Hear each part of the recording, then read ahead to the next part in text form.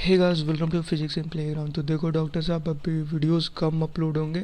Videos सिर्फ और सिर्फ सैटरडे संडे को अपलोड होंगे। इस वीक सैटरडे संडे को होंगे और नेक्स्ट वीक सैटरडे संडे को होंगे। वर्किंग डेज में वीडियोस अपलोड नहीं होंगे, ठीक है। और वॉल्यूम भी थोड़ी अभी कम है बिकॉज रात के 2 बज रहे हैं। सो यहाँ पे मैं कस के नहीं बोल सकता, ठीक है। तो इंक्रीज़ कर लेना वॉल्यूम। और कम इसलिए अपलोड होंगे बिकॉज मेरे कुछ क्लिनिकल एग्ज़ाम्स हैं। सो उसके लिए पढ़ाई करना होता है, तो समझ सकते हो आप लोग, ठीक ना। वीडियोस अपलोड करना पॉसिबल नहीं होगा, ठीक है। अब हम लोग देखते हैं हेमोफीलिया जो आपको दिख रहा है। तो देखो एक बात बताता हूँ, अभी सिर्फ और सिर्फ हेमोफीलिया देखेंगे हम सारे बिकॉज टाइम की थोड़ी कमी है। और एक बात बताता हूँ आपको कि मेडिकल हमें क्या सिखाता है ना कि कम पढ़ो बट उसके बारे में डीप पढ़ाई करो, ठीक है। जितना कम पढ़ सकते हो पढ़ाई करो, बट जितना डीपली जा सकते हो ना उतना डीप जाओ। मेडिकल में एक डॉक्टर सब कुछ नहीं कर सकता, स्पेशलिस्ट इसीलिए बनाया गया है, ठीक है। और ये मेडिकल ही सिखाता है, समझ गया। आगे भी काम करेगा। कम ही जानना बट दुनिया भर की चीज़ें, सारी डिजीज़ के बारे में आप नहीं पढ़ सकते हो। सो कम जानना, कम डिजीज़ के बारे में जानना बट अच्छे से जानना, ठीक है। सिर्फ एक बार देखे और तुरंत मेडिसिन लिख दी है। तो अब बातें हैं हेमोफीलिया। हेमोफीलिया क्या होता है और नीट वाले क्या पूछेंगे सबसे पहला पॉइंट। एनटीए वाले 2021 में मुझे जहाँ तक लगता है न्यूमेरिकल देंगे, ठीक है। हेमोफीलिया कलर ब्लाइंडनेस पे वो न्यूमेरिकल देंगे, 99% चांसेस हैं न्यूमेरिकल्स के। और अगर लड्डू क्वेश्चन पूछना होगा तो वो क्या पूछेंगे, 5 इधर के और 3 उधर के। 5 इधर के क्या, haemophilia, sickle cell anaemia, thalassaemia, phenylketonuria और कलर ब्लाइंडनेस, ठीक है। 5 चीज़ें क्या है, haemophilia, sickle cell anaemia, colour blindness, thalassaemia और फिनाइलकेटोनूरिया। 3 चीज़ें उधर के, Down syndrome, Turner syndrome, Klinefelter syndrome, ठीक है। ये 3 सिंड्रोम। तो ये आपके नीट 2021 में क्वेश्चन आने वाला है। अभी हेमोफीलिया देखते हैं। हेमोफीलिया क्या होता है। हेमोफीलिया सबको मालूम है कि ब्लड जो क्लोटिंग फैक्टर होता है ना, वो काम करना बंद कर जाता है, वो अफेक्ट हो जाता है, तो ब्लड क्लोट नहीं हो पाता। क्वीन विक्टोरिया की जब फैमिली की पेडिग्री देखी गई तो वहाँ पे मालूम चलता है जितने मेल्स हैं उनको बहुत बहुत बहुत बहुत ज़्यादा ये प्रॉब्लम है, ठीक है। हेमोफीलिया का प्रॉब्लम है। तो होता क्या था ना कि अगर कहीं से हल्का सा भी कट लग जाए ना तो वो ब्लीड करना स्टार्ट होता है और ब्लीड करते करते करते करते डेथ हो जाती थी। अब हम लोग क्या करते हैं, हल्का सा कट लगता है तो नॉर्मल सा उसे क्या करते हैं, पानी से धो देते हैं और छोड़ देते हैं, ठीक है। तो ऑटोमेटिक क्लॉट हो जाता है बिकॉज हम लोगों में विटामिन के, कोगुलेशन फैक्टर, जितने भी कैस्केड प्रोटीन बोलते हैं, ठीक है। बट हेमोफीलिया के पेशेंट में क्या होता है, कोगुलेशन नहीं हो पाता जिसके कारण डेथ हो जाती है। तो ये कभी नहीं एनटीए पूछेगा। एनटीए क्या पूछता है, बिकॉज ये जेनेटिक्स में दिया हुआ है। तो एनटीए क्या पूछेगा, हेमोफीलिया क्या है, सेक्स लिंक्ड रिसेसिव डिजीज़ है, ऑटोजोमल लिंक्ड रिसेसिव डिजीज़ है, ऑटोजोमल डोमिनेंट डिजीज़ है, ठीक है। ये पूछता है, तो दिमाग में डाल लो, haemophilia is a sex linked recessive disease. Haemophilia is a sex linked recessive disease which shows its transmission from unaffected carrier female to some of the male progeny, ठीक है। ये क्लियर है। अब इसे मैं समझा देता हूँ। इसमें होता क्या है, इसमें न्यूमेरिकल अगर पूछता है तो इसमें याद रखना, जो मेल होता है ना, मेल में हमेशा डोमिनेंट क्रोमोसोम्स जो होती है उसकी मदर की होती है। मेल में डोमिनेंट क्रोमोसोम्स उसकी मदर की होती है और मदर से जो क्रोमोसोम्स आता है वो आता है एक्स। क्या आता है, एक्स। जो फीमेल होती है, फीमेल में जो डोमिनेंट क्रोमोसोम्स होते हैं वो फादर के होते हैं। जो फीमेल होती है उसके जो डोमिनेंट क्रोमोसोम्स होते हैं वो फादर के होते हैं। और फीमेल में क्रोमोसोम्स कौन कौन से होते हैं, एक्स एक्स। और एक्स क्रोमोसोम्स कहाँ से आती है, एक मदर से और एक फादर से, ठीक है। अब इसमें ये पॉइंट याद रखना है, इसमें जो इम्पोर्टेंट है, the heterozygous female carrier for haemophilia may transmit the disease to सन।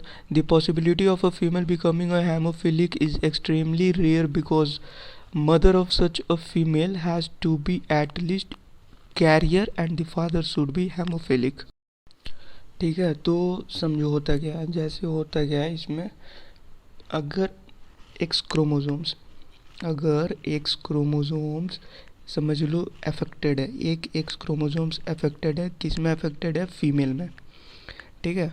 और ये है मदर से, ये जो एक्स क्रोमोसोम्स मिला है ना वो मदर से मिला है। और एक एक्स क्रोमोसोम्स नॉर्मल है और वो मिला है फादर से, ठीक है, फीमेल का अभी केस देख रहे हैं। एक एक्स क्रोमोसोम्स अफेक्टेड है जो कि मदर से मिला, और एक एक्स क्रोमोसोम्स नॉर्मल है जो कि फादर से मिला। तो ये बताओ ये क्या होगी, ये कैरियर होगी या इसे हेमोफीलिया होगा? ठीक है, सोचो सोचो क्या होगा, कैरियर या हेमोफीलिया? ये कैरियर होगी। क्यों कैरियर होगी? बिकॉज जो फीमेल में, अभी मैंने बताया, जो फीमेल में डोमिनेंट कैरेक्टर शो करता है वो कौन करता है? फादर की क्रोमोसोम्स। ठीक है, कौन करता है? फादर से मिली हुई क्रोमोसोम्स। ठीक है, तो ये होगी कैरियर। अब नेक्स्ट बताता हूँ। नेक्स्ट में समझ लो एक एक्स क्रोमोसोम्स अफेक्टेड है। ठीक है, जैसे प्रीवियस में भी देखा, एक एक्स क्रोमोसोम्स अफेक्टेड, एक एक्स क्रोमोसोम्स नॉर्मल। अब मेल की बात करते हैं तो उसमें एक्स क्रोमोसोम्स अफेक्टेड है और वाई क्रोमोसोम्स क्या है? वाई क्रोमोसोम्स नॉर्मल है। ठीक है, X chromosomes affected and Y chromosomes normal. Clear है? तो ये बताओ ये जो लड़का होगा इसे हेमोफीलिया होगा या नहीं होगा? नॉर्मल या हेमोफीलिया? सोचो। एक एक्स क्रोमोसोम्स मदर से मिली हुई एक्स क्रोमोसोम्स अफेक्टेड है, फादर से मिली हुई वाई क्रोमोसोम्स नॉर्मल है, तो इसे हेमोफीलिया होगा या नॉर्मल होगा? इसे हेमोफीलिया होगा। ठीक है, इसे हेमोफीलिया होगा बिकॉज जो सन में मिली हुई क्रोमोसोम्स है वो फीमेल से मिली हुई है अफेक्टेड, और हमेशा वही डोमिनेंट होगा। ठीक है, तो सन में कौन डोमिनेंट कैरेक्टर शो करते हैं? फीमेल से मिली हुई क्रोमोसोम्स। और फीमेल में कौन डोमिनेंट करते हैं? फादर से मिली हुई क्रोमोसोम्स। ठीक है, तो इस पॉइंट को दिमाग में रखना। न्यूमेरिकल वो कुछ भी पूछ ले, ठीक है, कुछ भी पूछ ले, सिर्फ क्रॉसिंग करवा देना। बहुत बोलते हैं कि इसे क्रॉसिंग ना कराओ, समझ में नहीं आएगा, बट क्रॉसिंग करा देना जैसे मैंने समझाया। अगर वो कैरियर देते हैं तो एक, मान लो अगर फीमेल कैरियर देते हैं तो एक एक्स पे डैश और एक एक्स नॉर्मल। ठीक है, नॉर्मल जो आया है वो कहाँ से आया है? फादर से आया, ऑफकोर्स, बिकॉज ये कैरियर मतलब क्या है? कैरियर है, ये दूसरे को डिजीज दे सकती है बट ये खुद नॉर्मल है, इसी को बोलते हैं कैरियर। ठीक है, तो अगर इसे हम लोग किसे क्रॉस करा दें? अफेक्टेड से। ठीक है, ऐसे देते हैं कि मैरी वगैरह करा देते हैं, ठीक ना, मैरिज कराते हैं नॉर्मल या अफेक्टेड से। ठीक है, तो अगर नॉर्मल से कराते हैं, पहले नॉर्मल देख लेते, मिल रहा है एक्स वाई क्रोमोसोम्स, तो वो नॉर्मल है, तो एक एक्स क्रोमोसोम्स अफेक्टेड है और एक एक्स क्रोमोसोम्स नॉर्मल है, और ये है कैरियर फीमेल। और जो मेल है वो एक्स क्रोमोसोम्स और वाई क्रोमोसोम्स दोनों इसके नॉर्मल है। तो यहाँ पे कितने परसेंट हेमोफीलिया आएंगे, कितने परसेंट नहीं आएंगे? इसी तरह से करेगा कि फीमेल कैरियर है और मेल जो है वो अफेक्टेड है, तो यहाँ पे जो प्रोजेनी में सन आएंगे, नंबर ऑफ सन कितने परसेंट अफेक्टेड आएंगे और कितने परसेंट नॉर्मल आएंगे, और क्या जो फीमेल है नंबर ऑफ परसेंटेज पूछ लेंगे कैरियर के, और नंबर ऑफ परसेंटेज पूछ लेंगे अफेक्टेड के, और नंबर ऑफ परसेंटेज पूछ लेंगे नॉर्मल के। मेल कैरियर कभी नहीं हो सकता, मेल या तो अफेक्टेड होगा या तो नॉर्मल होगा, बस इतना ही है। इतना ही है हेमोफीलिया और इतना ही है numerical. Grand parents, grand mother, ऐसे करते जाएंगे तो आप लोग भी टेबल बनाते चले जाना। ठीक है, सिर्फ एक्स एक्स क्रोमोसोम्स और एक एक्स वाई क्रोमोसोम्स लेकर के, ठीक ना, सॉल्व हो जाएगा। So thanks and best of luck for exam. I hope ये समझ में आ गया होगा। न्यूमेरिकल सॉल्व कर लो ना, अगर AITS वगैरह दिए होगे न्यूमेरिकल सॉल्व कर लो। नहीं समझ में आता मुझसे पूछो, ठीक है, कमेंट करो physicsInplayground@gmail.com पे, ठीक है, मैं रिप्लाई कर दूँगा। ठीक है, मिलते हैं नेक्स्ट क्लास में।